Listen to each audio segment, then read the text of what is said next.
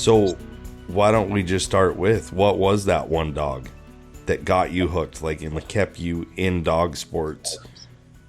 What was that one dog, and what was it like? What did it for you, Corey? That's a tough question, but that one dog for me was a dog that my grandfather owned. And anybody that knows me knows that my grandfather, he was a coon hunter and very involved at the local club level. He wasn't a competitor or anything like that, but he owned his share of hounds. And he had a little blue tick female, and her name was Rascal. He called her Hal's Blue Rascal. And Rascal, she was a grand puppy to Spanky. Anybody that knows Blue Tick is going to know Spare Time Spanky is his name. And she was a direct granddaughter to him. And my grandfather, unfortunately, he passed away when I was very young, passed away from colon cancer. And unfortunately, he left 3 hounds behind, and my grandmother was left to take care of them. So fast forward to when I, turned of age to start coon hunting. Well, I got interested and I started taking this little female out, and she really taught me a lot in my grandfather's absence. I learned a lot from that dog in particular. She gave me my introduction to night hunting. She gave me an introduction into a world that I never thought that I would be a part of, but here I am. So right. She was full in it. Yeah. Like, that's a crazy thing. Like, knowing you now, and your start, it's crazy how things lined up for you over the years. Like, what that one dog turned into, on the big scale of your life too. I know, it's insane. And just, it's crazy. And it just goes to show you how potent hindsight is, because in the moment, I wanted her to be this big, great competition hound, grand nighted out and everything like that. And here she never accomplished that, but we did our fair share of winning. And the amount of young dogs that she trained for me and my friends, and the amount of experience that I gained through that dog got me to a point where now I've got title dogs and all the experience in the world to train and do all those things that I wanted to do. And it's just amazing. Yeah, no, I totally get that. Like, because you're building the foundation, and that's a really great story as far as, Grandpa's still teaching you when he's gone. I just lost my grandfather, that basically raised us. And it's like, that's a really big thing. And to not lose sight and get discouraged by not winning and doing that and hunting for the pleasure, and the joy of it, is something that it hits way different now than it did 10 years ago, for me especially. But, and that's the special thing about coon hunting in particular. We all will lose a family member that's near and dear to us, and some of us will be privileged to, not privileged, but we'll lose family members that taught us how to coon hunt, or were very affluent in coon hunting with us, or running hounds, or what have you. And, they leave behind these little, miraculous things like their hunting dogs or their old 22 rifle or whatever. Right. And you get to relive those moments that they shared with you or that they had on their own through these kind of material objects. And it can really just take you back, Yeah, it's like a legacy in a simple item that may be, absolute zero value to somebody. Like, I'll tell you mine right now. I remember when I must have been 8 years old. We had a yard sale right after my parents, they had divorced, and we moved in with my grandparents. And I said, well, I really want a shotgun. Bad. Like, that's what I wanted. I had a 22, but I wanted a shotgun. So we had this yard sale, and I remember selling my Huffy, like anything that I could put out on a table and move, I sold it. And I had like $90 out of the whole deal. And we went down to Bi-Mart. And those New England Arms, like Partners, the breech load single shot, buddy. Yeah, they used to be like $80. I bought that shotgun with my grandfather. That's Those the are my only favorite. shotgun I ever use, man. Like, Those are my absolute favorite. Everything every I time. own is that. Yeah, and it's just like, I don't know, I get a weird kick. I refinish the stock on it, and I use it as a tool like it's intended. And every time I do, I mean, it reminds me of that moment, and that will always be tied to my love for the outdoors and hunting. And someday, I guess all four of them will have to fight over it, but somebody will get it, and it's just wild to think like how those little pieces, like I was saying with you, and it's touched your life and how far you've moved, like, because you've worked for UKC, like you've been involved in a lot of aspects of the coon world and the hound world in general. And it's all because of that one start, that one dog, that one person that invested time. And that's why I've loved, like, in the Full Cry, when Danny decided to run that mentor series. Like, I love those stories. That's what it's talking about. It's the tie between, a dog and a complete change in your life and outlook. Well, and it really puts emphasis, at least my story does, it puts emphasis on how little is required of us to plant the seeds in someone else that will eventually sprout into, say, an interest in the sport. My grandfather had 5 children, 4 daughters and a son. None of them enjoyed coon hunting. he had 8 or 9 grandchildren. None of them enjoyed coon hunting. I was the only one out of the bunch. You were the favorite. Well, apparently. But, I was the only one that had any sort of vested interest in it. And it was more because of the dogs than anything, Right. But it doesn't take much to show somebody the amount of respect that it takes to get them involved and to implant this interest in them. And I always try to remember that. And I think some of it is, I think of like our hunting with these hounds is primal. It's something that seed is easy to plant because as a human, I feel like there's this bond and this tie. I've got a good buddy of mine that he says, my kid wanted to hear where the red fern grows. He's never been around hounds, but somehow it came up, and he says, dude, my kid is on fire now. And my immediate response was, dude, go with me. Like, he's 10 years old. I got an 8-year-old. I got, we're going to have a great time. And it's going to me, the aspect of adventure to a kid that's never thought about going out into the night, and you're just running loose. Like our kids, we take them out. You kick them loose, they will run everywhere the dog will if you let them. There's no fear of anything. You're out in the woods, you're having a good time, and that is so important because it's there and it's hungry. Like, that hunger didn't come from nowhere, and if you can plant one seed in at one time, that makes a huge difference to the next generation, whether they continue on and participate at a level of like dog ownership, or they just want to have that memory, or they want to go and do whatever at scale they can. To me, that's a really big deal with the youth. Yeah. Well, I had a college professor that put it well one time in one of his classes. He said that we're a storytelling animal, and all people are, and we love to relate experiences, and we love to relate stories to people, and that's the awesome thing about being in the outdoors in general. But so much more so with hound hunting is you just come home with these awesome stories that people love to hear that they would never experience on their own. And that's the big advantage that we have as hound hunters, is we just have some of the best stories. Well, when you put yourself in the opportunity is there, when you're laying in bed asleep at night, nothing real interesting happens usually. Yeah. When you're out hunting a dog, literally every second, it could be triumph or train wreck, right? I mean, you don't know what kind of story you're coming out of it. I mean, there's stories me and my buddies still tell from, 10 years ago. Yeah. And they're just as funny, if not funnier, because I'm sure all of us embellish a little bit on some of it. we've gotten good at telling the story, right?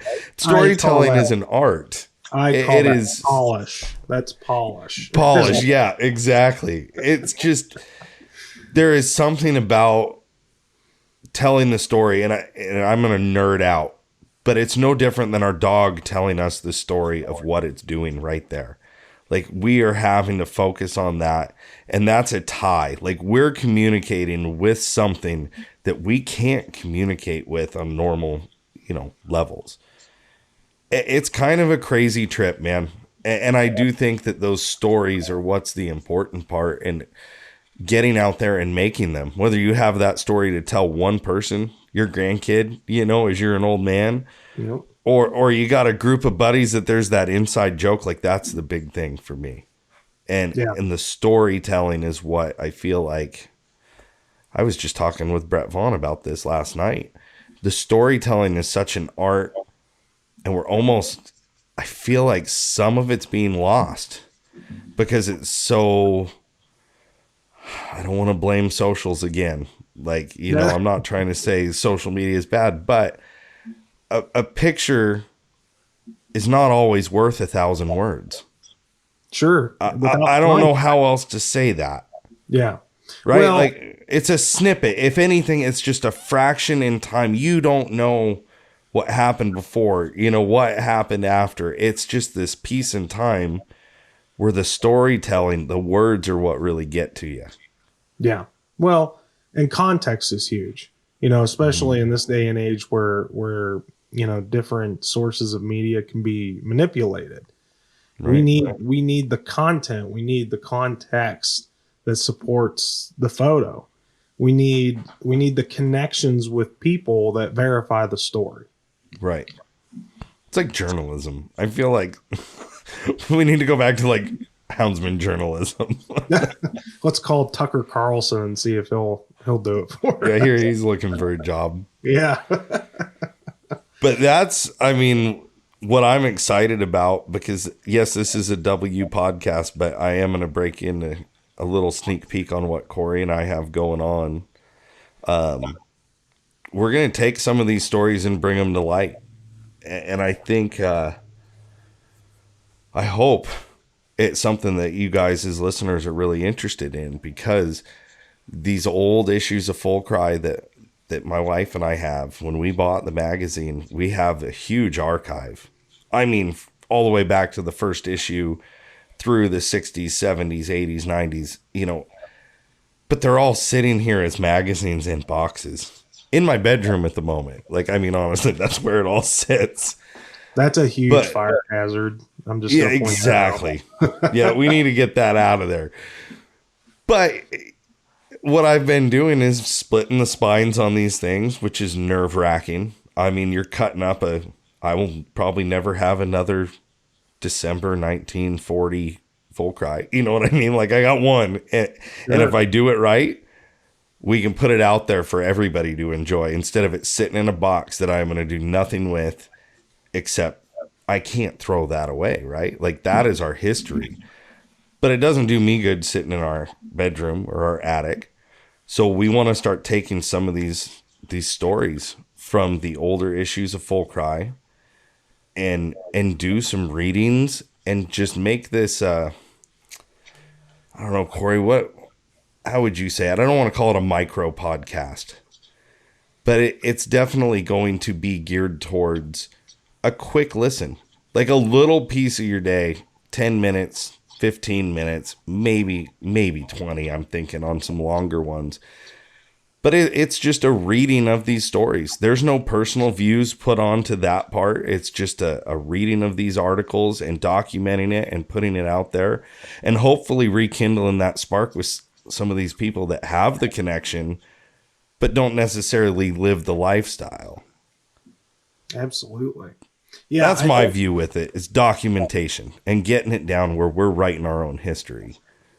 Absolutely. Well, that's the major thing with the Full Cry brand is authenticity, preservation, and ultimately stewardship.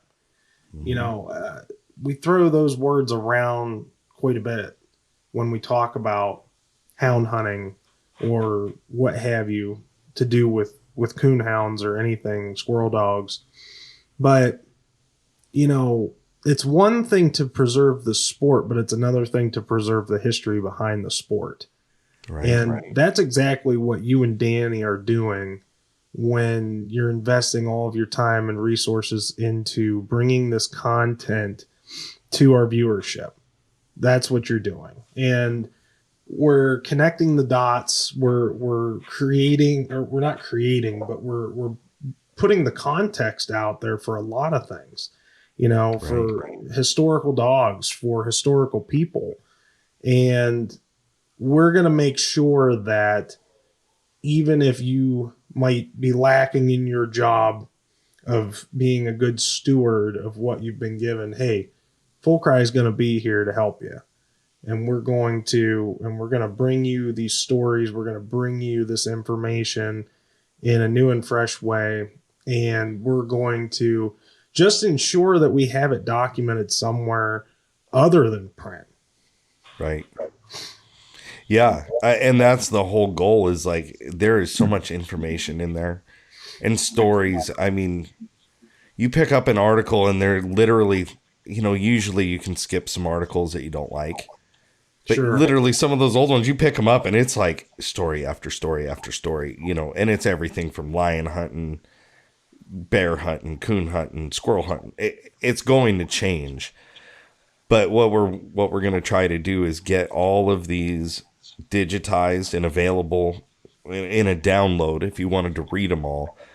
But we know not everybody has time for that. Let's pick off 10 minutes a day and get you your hound hunting fix and a story from, you know, hopefully the times you remember Full Cry. Or for people who aren't familiar with the brand, I think this is a huge opportunity for us to outreach to the fringe and the supporters that are going to be behind us. If we can all get together at the ballot boxes, you know, this is a huge platform for us to build our credibility, because we're admitting evidence with every piece that we bring into this era, right? Like if we get it in digital format or audio format or print, it's just bringing it right to the surface. And we are inputting all of that into, when people go to search, you know, is hound hunting bad? Like, you know, that sounds stupid, but that's what people type in to make their decisions. If we can put out these great pieces and stories that tug on heartstrings and whatnot as well, let our light shine through as sportsmen and as houndsmen. And I think it's a big opportunity, and I'm super excited about it. And I know you and I've been talking a while about it, and we kind of, I don't want to kick the can down the road, man. I want to get it up and going fast. Absolutely. Because I think it's going to be. That's a good way to put it, submitting evidence. But you might have lost me there, because I'm hoping my local game warden's not listening. Yeah, not that kind of evidence. I'm just kidding. We're building credibility, man. Let people see the good people. Don't let them just point out the bad kind of deal. Yeah. Sorry, Mario, if you're listening. I didn't do it. Oh, you're on first name basis with them. You're good. Yeah. No, so, I think this is excellent, and I'm very privileged that you and Danny asked me to get on board and help you guys get this started. I'm really looking forward to not only the readings, but some of the things that we've been talking about and planning for the future. I think that hound hunting's coming a long way in catching up with the rest of society and getting the word out. And I can only see positive avenues from here. I hope so. I do. And you know, and it's great getting to know you. Like, we met, what was it, 2014 we figured out. But like it was in Mineral Point, Wisconsin. Yep. And it was at, I'm blanking on the name. Heartland Classic. Yeah, Heartland Classic. Yep, that was the hunt. I've been to so many hunts. Sorry, you know, and that was just a meeting, you know, and then all these years later, you know, getting to know you through Steve, or reintroduced, I guess, and you're not a stranger on his podcast. You've been on the Gone to the Dogs podcast a few times now. Yeah. But, Steve and I have a pretty good rapport, and we have a lot of commonalities that we share. And I think we have a lot of the same viewpoints, and that kind of says something about our sport. I think when you can take two guys like Steve and I from completely separate generations. I'm not gonna call them old, but it'll whip your butt, man. Oh lordy. Well, being able to have two guys from different parts of the country with different environments and circumstances, and have them sit down and have a conversation like Steve and I do, and agree on so much. It's just amazing. And that's how it is every time I get together with Steve. It seems like, I enjoy just picking up the phone and talking with him.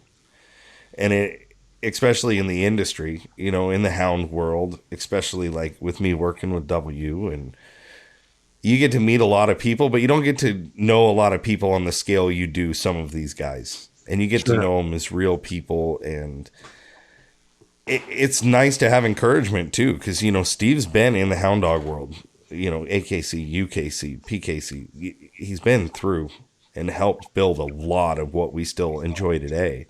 Yeah, and to just sit and talk with him is crazy. I think the first time I met Steve, we were in Batesville, Mississippi, at the UKC Winter Classic. And I almost didn't recognize him because he wasn't wearing his 10-gallon cowboy hat, believe it or not. I still joke with him about that, actually. But he's got a real nice headshot wearing a nice, I don't know if it's a Stetson or what it is, but a nice cowboy hat. I think his one of his favorite plot dogs, Haas, was in that photo. Haas, yeah. So I'm looking around for a guy like that, and here comes Steve walking down the center aisle, and we met, and that's when I got a feel for him, and he's just a great guy and a good storyteller too. He's another one of them that's a great storyteller. Yeah. A lot of times we have to work on keeping our podcast to a certain length. Just because that's the hard part. We're both rambling men from way back as far as talking goes. Right? Well, we're going to keep you reined in on this stuff. This is going to be I think it's going to be hopefully a bright part in some people's day. Like, you don't have to dedicate a lot of energy to it. You're not sitting and listening for 45 minutes, an hour, 2 hours. The only point of this is just to bring good content and hopefully give you guys something to do on the 10-minute drive. Because I'll be honest, if I'm going to drive 15 minutes, I'm not going to start a podcast and then start it again later, because I want a context, like you were saying. I got to back it up, or I want to start it all over again if I'm less than a quarter of the way through. Or these, maybe we can help scratch the itch and just give you a quick little shot of hound dog juice. Yeah, absolutely. So, and then the other thing, you kind of alluded to it early about plans for the future. We could dive into that a little bit if you'd like to. I'm going to give that option to you, since you're the one who's going to be pretty much head honcho on running that for Full Cry. Or if you want, we could keep that in suspense for now and just tell people to follow and keep an eye out in the future. Let's tell people what we're thinking, and maybe we'll get some hard opinions on that. Well, you go first, and then people can give us your opinion. Honestly, good feedback. No such thing as bad feedback. So this hasn't really gone any farther than between Jason and I's conversations, with Danny overseeing those conversations, obviously. But one particular aspect that we're thinking about with the Full Cry podcast is we're thinking about potentially doing some deep dive episodes where you do get the long-handed content that can make good white noise or what have you, centered around topics of interest. So it's going to really rely on our viewership responding to what we're putting out there as far as these vintage articles that we're reading. and letting us know what they like and what they don't like. So it's going to be the idea is that it's a really interactive experience, and it relies heavily on you guys. And, if you want to hear more about House's Lipper, hey, we're going to do a deep dive episode on House's Lipper. Or, hey, I just love your lion hunting content. Let's get more of that. Okay, well, here's a guy that's well known for lion hunting and has written some articles for Full Cry. We're going to sit down and we're going to talk with him, and we're going to get you that long-handed content. Mm-hmm. And my hope is that we can find some of these guys that did write back in the day. Find the actual author for some of these writings and bring them on and turn that into a rabbit hole. I mean, really, the long forms are just going to be our rabbit holes. We're going to save you the trouble of listening to them if you don't want to. If you want to listen to 10, 15 minutes, you got it. You want to listen to somebody rabbit hole, that's kind of how I view it. Wouldn't you say, Corey? Yeah, we'll go dig up a few guys and dogs if we have to, so there you go. But we've decided that's gonna be a little bit later. We're gonna start getting some of these articles recorded and get them out there to the public, and hopefully, you guys will share with your friends and spread the good word. But really, we need to know what you think, because just like the magazine, I mean, this is sounds corny, but it's the people's podcast kind of deal. Like, if you let us know you want to hear more of XYZ, we want to deliver, and we want to equally represent all Treedogs. But there are certain things that they deserve a little more diving into. And if that's important to our listeners and our readers, I think that's where we shift this. I don't always want to necessarily do things the way I think they should be done. Sometimes you just gotta go with it. And I think that this gives us a lot of room to tailor that, to make sure that we are getting into those important times. There's certain years that are really important to people, certain issues. Their grandpa was in this one. There is no reason that we can't spread that amongst our entire community. They don't have to know your grandpa or your dad, but they know he's a houndsman. You know what I mean? There's a camaraderie there, and now your memory that got you through and has kept you in it has also been shared with God knows how many people.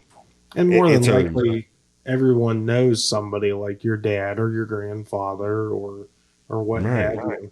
But I think that the key point that we want to drive home with this is,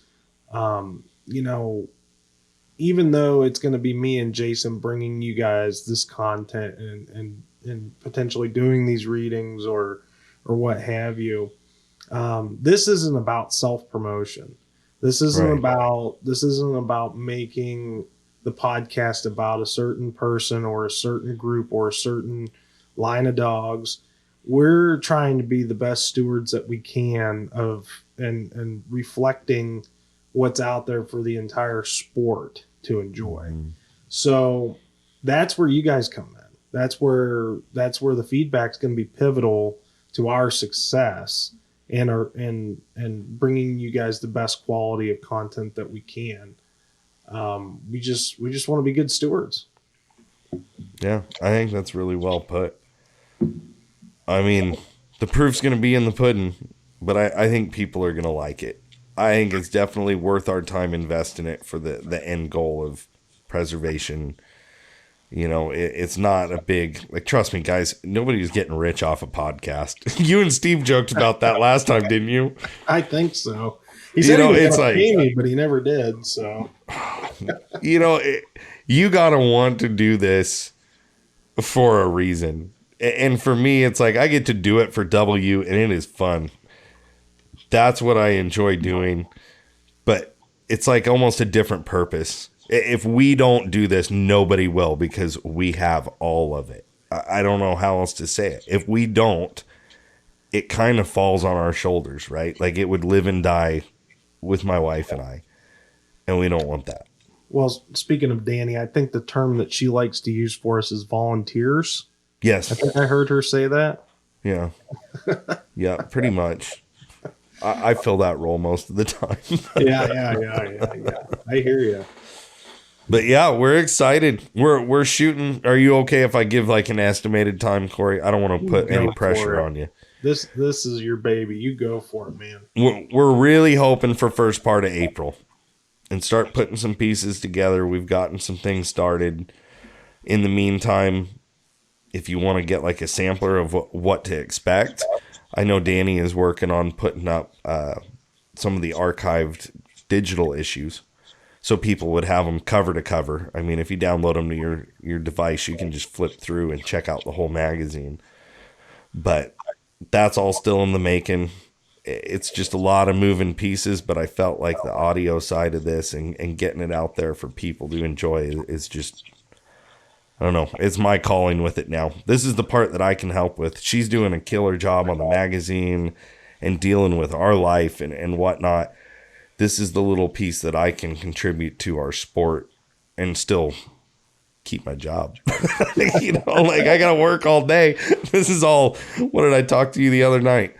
It's late nights, man. I work until 11 midnight most nights doing something for Full Cry or Yeah. W. So Well, and we all appreciate that, Jason, because I think we've got 3 issues out now under the new ownership, and my gosh, it's just a quality product. I mean, I don't think any of us expected you guys to pour the quality into what you're doing, but we certainly appreciate it. Thank you.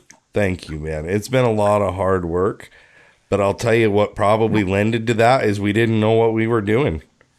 I mean, really, we didn't have any gauge to go off of. We knew we were going to be totally different, and it's going to be a whole new breath of fresh air.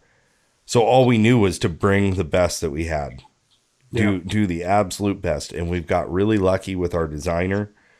And the content is all there. You know, you pick up these articles and you see a name, you can pick up the phone and talk to them. They're guys that you recognize, or you've met once at a hunt, or this and that, and it opens a door. Yeah, and people are fired up about submitting content, and it's interesting to watch history in 2 different places, right? I'm going to try to explain this. We're watching us write our history right now. We're also breathing new life into, let's say, our parents' generation of immediate history. Well, that is still being written about the previous, like we're talking 3 different time periods that we're bringing together. It's like a generational gathering of information, because guys like Steve Mathis, you know, the Brave book, those articles were printed, and they talked a ton about like the Red Dogs down there, and all that was in the 90s. That was when, you know, you and I were growing up, right? Yeah. Like those were kicking around the house for a lot of guys. Well, they're talking about their mentors, you know, and it's like just, it's a weird space right now, and it's kind of it's an honor to have all of that at our fingertips. It's just trying to get it out there and not screw it up, you know. Well, and you don't know where you're going if you don't know where you've been. I think that's a famous quote from somebody, but I couldn't tell you who said it. Right. But I'm stealing it for this podcast. And that just resonates with me so much when we talk about the sport of hound hunting.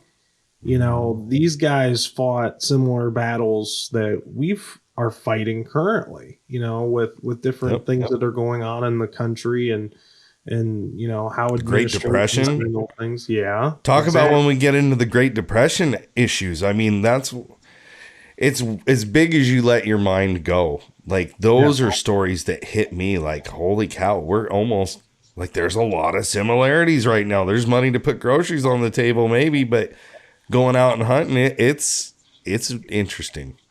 Well, and I think if I can throw just like a fun fact out there, you know, if you really think about it, most of the coonhound breeds that are in existence right now have been around for approximately 100 years. You know, as far as being recognized by any notable registry or anything like that.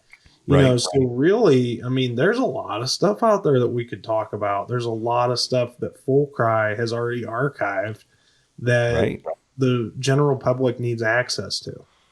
In one of the articles that I sent you for a reading, Corey, it's a walker article about Nance's walkers. You know, and how they were originally, it was like the date or the issue that he was first had an ad for a stud dog. You know, first advertised, registered Treeing Walker stud ad, basically.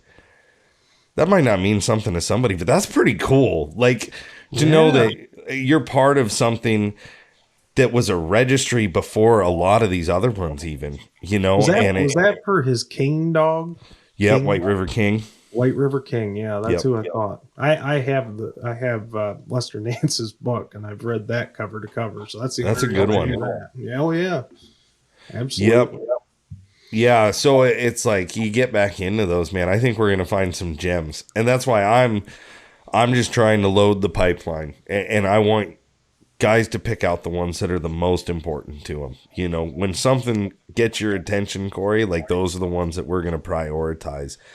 But I think you're going to find there's a lot of good ones. Like, I don't want to hype it up too much, but there's a lot of good stories, from funny to like tug at the heartstrings, like stories and reminiscence of dogs, you know, unbroken mules. There's all kinds of stuff. It's going to be off the walls.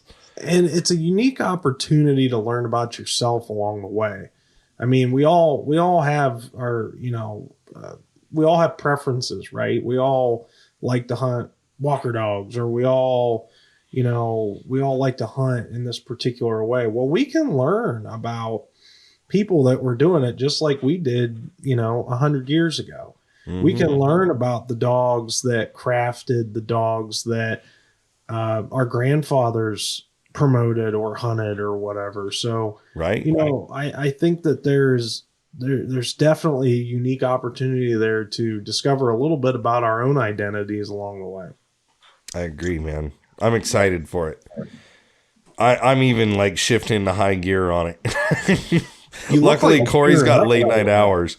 Yeah, you look like you're tearing up a little bit over there. Oh, yeah. That's the lack of sleep, man.